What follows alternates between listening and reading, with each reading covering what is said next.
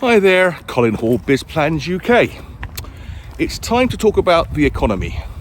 Specifically, there have been two recent reports which shed some rather depressing light on what's happening with small businesses at the moment.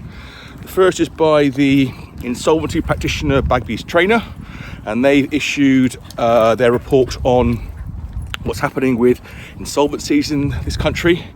And they've reported that the number of companies in critical trouble, and that's those people who are either facing a winding up order or have got a county court judgment in excess of £5,000, has jumped by a record amount, the highest since 2004 when they started recording this information, and now stands at 46,000. They also say that the number of companies in financial distress but are yet for it to go critical now stands at 2/3 of 1,000,000. Also a record number. At the same time, we've had a report by the ICAEW, who survey their members, which says that business confidence is at the lowest point it's been for 2 years, and is still heading downwards at quite a rate, so expected to go further. So all in all, a rather depressing, sad picture for UK business.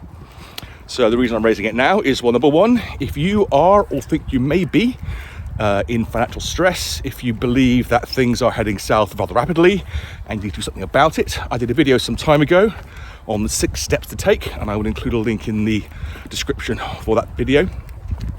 And secondly, if you're worried about the general economy, about business confidence, consumer spending, whether or not to be a recession, it is perfectly rational and normal to batten down the hatches, stop spending money, do what you can to save, and hope to weather the storm.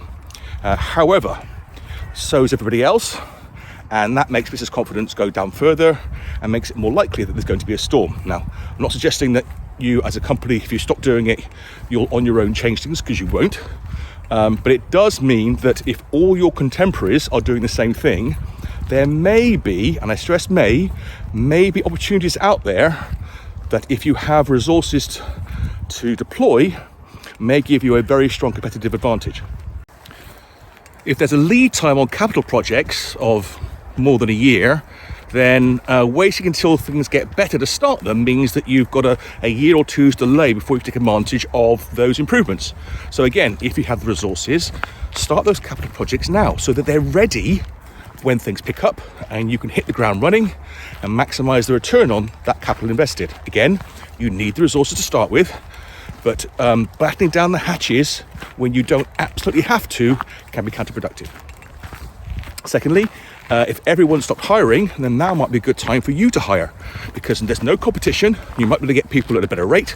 And again, when things pick up, those staff are already trained and ready to go. You don't have to scrabble around and compete with everybody else for good people. So it's context specific. Look at what you're doing. What resources do you have that you can deploy? And if you want some help with that, give me a call.